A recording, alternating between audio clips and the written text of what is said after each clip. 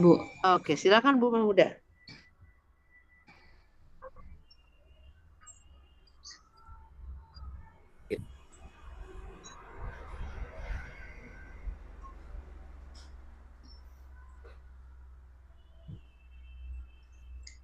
Mbak Bu sudah Oh, terlihat, Bu? sudah. Oke. Sudah. Sebelumnya, Assalamualaikum warahmatullahi wabarakatuh. Waalaikumsalam Waalaikumsalam. warahmatullahi wabarakatuh. Terima kasih atas waktunya Bu Yetri, Pak Mirhan, dan Bu Listi. Di sini saya akan menjelaskan modul ajar PBL ya. Di sini saya memakai fase F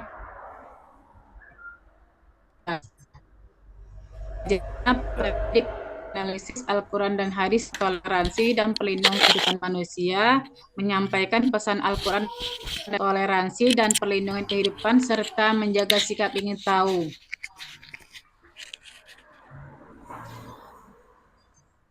Toleran dan sosial, kasih sayang dan cinta menjadi terbiasa dengan kedamaian. Tujuan pembelajaran di sini, peserta didik mampu menganalisis Quran Surah Yunus ayat 40-41 dan Al-Maidah ayat 32 serta hadis tentang toleransi dan memelihara kehidupan manusia dengan baik dan benar.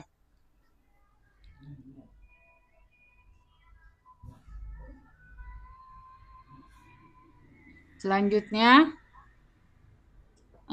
materi pembelajarannya menguatkan kerukunan melalui toleransi dan memelihara kehidupan manusia. Untuk alokasi waktu, yaitu 3 kali 45 menit atau 3 jam pelajaran.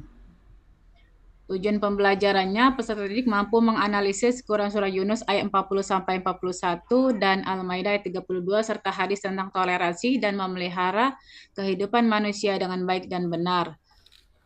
Selanjutnya, indikator pembelajaran yang pertama, peserta didik mampu menjelaskan pengertian kerukunan, toleransi, dan memelihara kehidupan manusia. Yang kedua, peserta didik mampu mengidentifikasi contoh-contoh toleransi. Yang ketiga, peserta didik mampu menganalisis dampak negatif, dan peserta didik mampu menjelaskan faktor yang mempengaruhi kerukunan. Selanjutnya, profil pelajar Pancasila. Ada 6, beriman, bertakwa kepada Tuhan yang Maha Esa dan berakhlak mulia. Kedua, mandiri. 3, bernalar kritis, kreatif, bergotong royong, dan berkebinekaan global. Baru mulai. Di sini saya memakai media pembelajaran, gambar tentang toleransi, kemudian buku teks, Al-Quran dan terjemah, laptop, spidol, dan proyektor. Model pembelajarannya, problem based learning atau PBL. Pendekatan ini berfokus pada pembelajaran melalui pemecahan masalah yang nyata. Metodenya diskusi kelompok dan presentasi, kemudian asesmen penilaiannya ada formatif dan sumatif. Kegiatan pembelajarannya yang pertama itu pendahuluan, inti dan penutup. Bagian pendahuluan mengucapkan salam, doa, menyapa dan mengecek, dan menyanyikan lagu nasional. Tujuan pembelajaran mengingatkan kembali pembelajaran sebelumnya dan melakukan tes atau pretest. Kegiatan intinya, peserta didik mengamati gambar tentang toleransi, kemudian mengajukan pertanyaan pemantik, dan menyampaikan pembelajaran melalui PowerPoint.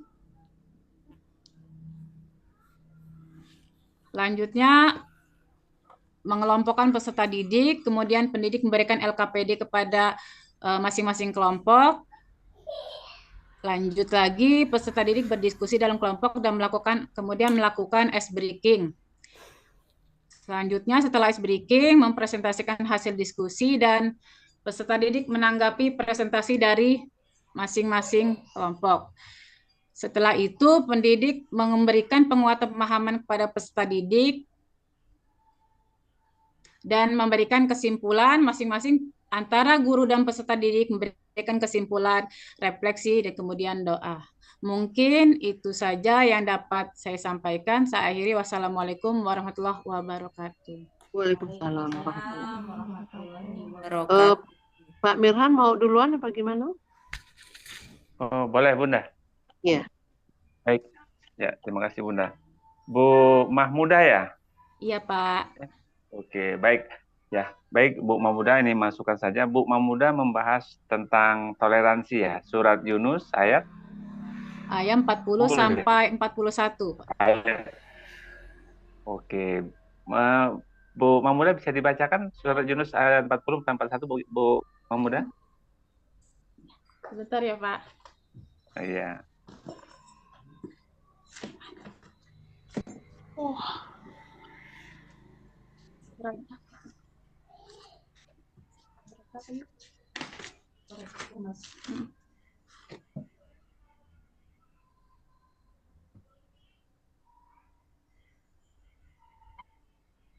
Silakan Bu. Iya, 40. 40. Bentar, cari di HP aja. Bentar, Pak, cari di HP, Pak. Oh iya. Iya.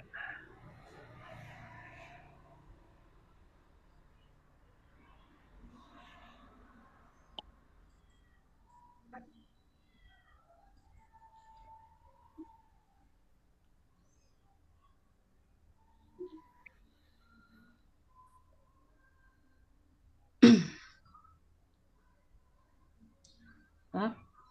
Oh, udah, Pak, udah ketemu, Pak. Ya, silakan Bu, silakan.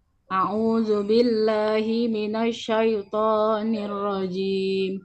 Bismillahirrahmanirrahim. Wa minhum may yu'min ومنهم من يؤمن به ومنهم من لا يؤمن به وربك أعلم بالمفسدين وإن كذبوك فقل لي عملي ولكم عملكم أنتم بريئون مما أعمل وأنا بريء مما تعملون صدق الله العظيم. Oke, baik. Terima kasih Bu Mahmuda. Nah, mengapa saya mencoba Bu Mahmuda membacakan surat Yunus? Ya, pertama, jangan lupa kita guru adalah role model. Artinya, Bapak Ibu pada saat kita menyampaikan materi, minimal kita harus siap. Siap menjadi contoh. Siap dalam segala hal. Nah, artinya, pada saat kita membahas tentang toleransi misalkan, apakah kita sudah toleransi pada anak-anak? Itu yang terpenting. Jadi, pembelajaran itu bukan hanya kita sebatas transfer ilmu, menyampaikan kemudian selesai tidak. Tapi jadikan kita itu sebagai role model anak-anak dalam materi yang sedang kita bahas. Jadi Bu Mahmuda, hadirkan pembelajaran itu yang mindful, yang meaningful, yang joyful. Sehingga apa? Sehingga pembelajaran itu bisa mengena dalam hati sanubari anak peserta didik kita. Nah, pada saat kita membahas tentang toleransi, misalkan yang Bu Mahmuda angkat, mampukah kita melakukan toleransi dalam skup terkecil dulu? Mampukah kita bisa mencontohkan pada peserta didik kita untuk mampu melaksanakan toleransi di lingkungan kelas? Nah, saya kira itu yang terpenting, bukan hanya sebatas kita menyampaikan ayat Al-Quran, kemudian sudah itu selesai, tidak. Tetapi miningnya itu yang harus kita temukan, sehingga benar-benar pembelajaran itu membekas. Kata Bunda itu, ada hal yang bisa tercapai dari capaian pembelajaran itu bisa mengena pada peserta didik kita. Nah, itu yang terpenting yang menurut saya yang harus kita pikirkan. Sehingga kita dalam pembelajaran itu tidak hanya sebatas menyampaikan materi, kemudian anak menerima materi itu, kemudian selesai. Tidak. Tapi bagaimana nilai-nilai kontekstual dari pembelajaran itu harus benar-benar mengena pada peserta didik kita. Mungkin itu masukan dari Bu Mahmuda. Jadi tetap semangat, artinya siapa lagi yang akan memberikan nilai-nilai karakter kepada peserta didik kita kalau nggak guru-guru agama yang hebat ini. Saya kira tanggung jawab kita bukan hanya sebatas memberikan pembelajaran, tapi bagaimana anak-anak kita memiliki nilai-nilai karakter, terutama bagaimana mereka bisa toleransi. Apalagi ini di SMA, Bapak Bu Mahmuda ya mengajar di SMA. Maka Iya, ini masa-masa rawan. Bagaimana sekarang masih banyak tawuran. Itu yang terpenting, bukan hanya sebatas materi toleransi selesai, tapi bagaimana nilai-nilai kontekstual itu ada, sehingga tidak ada lagi tawuran. Sekarang sedih kita lihat. ya masih banyak tawuran yang terjadi di lingkungan sekolah, lingkungan masyarakat, dan itu rata-rata umur mereka di level SMA. Nah, ini tanggung jawab besar kita, Bu Mahmudah, dan untuk Bapak Ibu guru lain, terutama guru agama, sehingga pembelajaran itu benar-benar bisa memberikan dampak positif pada peserta didik kita. Itu Bu Mahmudah ya. Ya, terima kasih Bunda, Bapak. mungkin tuh Pak Bunda. Makasih Pak Mirhan, saya Baik, melengkapi. Bunda. Banyak yang sudah disampaikan oleh Pak Mirhan dan itu pas banget ya. Jadi Ibu Mahmudah, saya berharap ini hanya ada di RPP, tapi sesungguhnya realnya yang Bu Mahmudah lakukan tuh lebih dari ini. Lebih dari ini tuh dalam artian bahwa ini tema yang sebetulnya tema ini isu global tentang toleransi ini. Ya, bukan hanya di Indonesia ya, tapi tentang toleransi ini udah menggema gitu kan. Ini menjadi salah satu PR dunia dimanapun belahan dunia itu toleransi itu menjadi yang diperjuangkan setiap orang sekarang.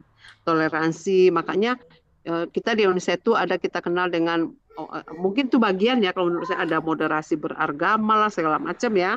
Tapi dalam rangka sebetulnya adalah menjaga kerukunan. Nah, berarti materi Ibu Mahmudah itu kan kaitannya langsung bagaimana orang melakukan relationship ya. Ini soal manusia, soal hubungan manusia dengan manusia kalau kata saya. Lebih arahnya ke sana. Nah, kemudian kata Pak Mirhan tadi, ini kan kelas SMA ya.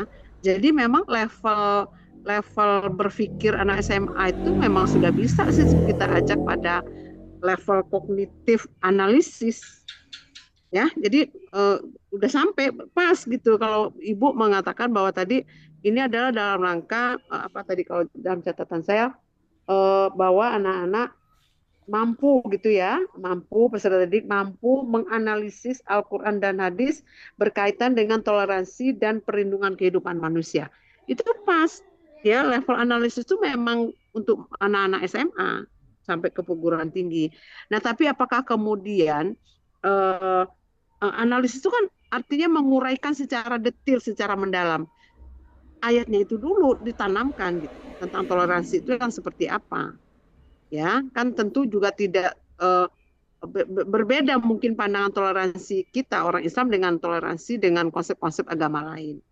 Ya, misalnya toleransi itu ya kalau sebatas hubungan kemanusiaan kita toleransi, tapi kalau sudah menyangkut akidah misalnya ya nggak ada toleransi kan gitu ya dalam agama kita.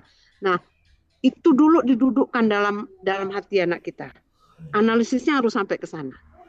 Ya, sehingga nanti ketika dia sudah memahami ayat-ayat itu, maka implementasinya nanti dia sudah nggak nyimpang gitu loh, karena sudah jelas gitu ya ukuran atau batasan-batasan toleransi yang dimaksud dalam agama kita dalam Al-Quran.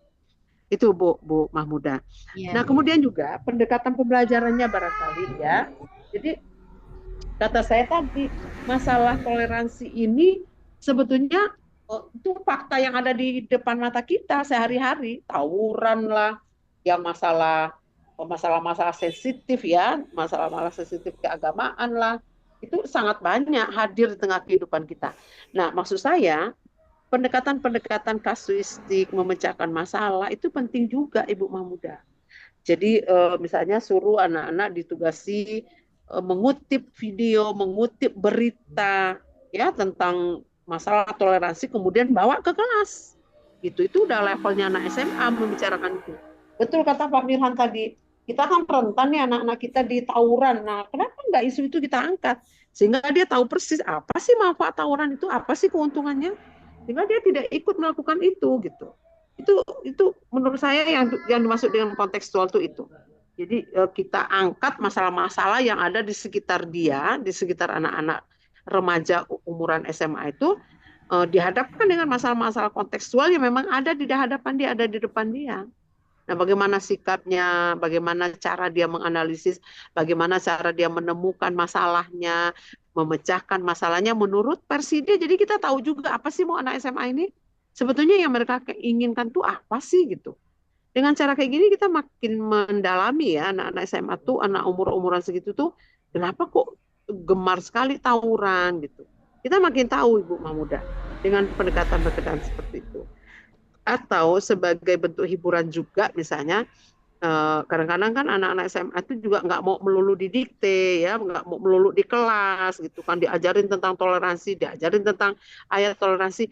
Coba sesekali kita beri dia dengan pendekatan apa ya, pendekatan mengasah otak kanannya ya. Jadi misalnya gini, kalian ibu tugaskan ya, coba cari momen-momen tertentu, lalu kalian foto, jadikan itu fotografi kalian, itu akan ibu nilai nanti misalnya. Momen-momen yang menunjukkan bahwa itu sedang berlangsung toleransi beragama. Ya, misalnya nih, eh, ada ada tetangga di sekitar kita misalnya ada gereja, lalu saudara-saudara Kristen kita itu sedang membersihkan gereja. Lalu kita ada Muslim yang menyediakan kopi gitu ya, menyediakan gorengan untuk orang-orang yang bekerja di gereja. Itu ambil foto-foto seperti itu gitu. Nah, dia bisa menceritakan nanti apakah itu toleransi, apakah itu tidak mengganggu akidah misalnya. Itu jadi ada hiburan juga Bu Mahmudah. Ya, ada hal-hal yang sifatnya mengasah otak kanannya. Itu ya. Jadi maksud saya sesekali kita variasikan bahwa ibu ingin setiap kalian kan punya HP anak-anak. Coba kalian cari momen-momen tertentu yang itu menjelaskan lalu foto momen itu dan foto itu akan menceritakan bahwa itu adalah sebuah proses toleransi. Nah, gitu. Kira-kira bisa nggak Ibu Mahmudah? Bisa nggak melakukan itu? Insya Allah bisa, Bu. Ya, kan nggak perlu modal besar. Tidak harus dia beli kamera yang harganya berjuta-juta, itu dengan HP aja anak-anak gitu. Bila perlu boleh dia rekam dalam bentuk video, boleh dalam bentuk foto atau apalah. Silakan Bu Mahmudah berkreasi. Nah, itu juga akan menumbuhkan rasa percaya diri, rasa toleransi saya pikir. Itu ya Bu Mahmudah. Ya, terima kasih, Oke. Bu. Ya, jadi intinya diminta berkreasi karena memang materi ini menuntut kreativitas karena berkaitan dengan itu tadi ya, relationship antar manusia dan lingkungannya. Jadi akan lebih baik kalau metode juga dinamis. Itu barangkali Bapak Ibu sekalian, Pak Mirhan, kita lanjut ya. Berikutnya siapa ini?